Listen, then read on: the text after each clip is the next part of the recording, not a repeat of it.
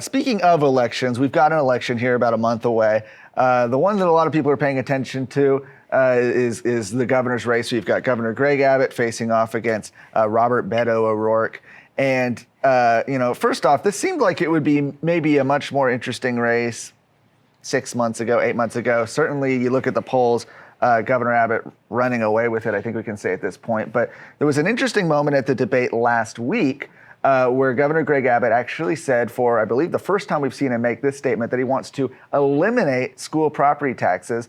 And this is a big, big victory for the Texans that have been calling on this now for quite a while. Conservative Texans have said there's a way to do this. We can eliminate property taxes. And now it's a big thing to have the governor actually say that. Yeah, having Greg Abbott say that is significant because it's not something he's been willing to say in the past. He pointed to the $27 billion and growing surplus that the legislature is going to have, that every single of the 181 members of the legislature are salivating over the chance to spend that money on bells and baubles and trinkets for their favorite crony lobbyist.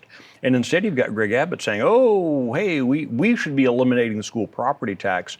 That's huge, a position he has not held before. And a lot of credit is due to Texans for Fiscal Responsibility, who have been pushing out their Axe the Tax now for quite a while. The Texas Public Policy Foundation, who has shown that this is not only possible, but reasonable. And then a whole lot of grassroots activists who have spent the last several years saying to Republicans, you keep promising, but you're not delivering.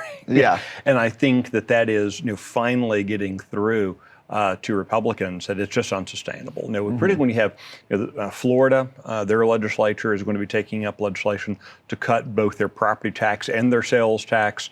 And in Texas, we're supposed to be content with what they have done of just slowing, allegedly, the increase. But Greg Abbott coming out saying he's going to work towards eliminating the school property tax is a completely different tone than we've seen before. Meanwhile, you've got Beto O'Rourke, who is sitting there, wringing his hands over how can we make sure there's more money being spent by local taxpayers, by state taxpayers, and just spending more and more and more money. That's not a solution anybody's looking for. And to your point, that's why O'Rourke is going to lose a lot bigger, I think, than the polls even show right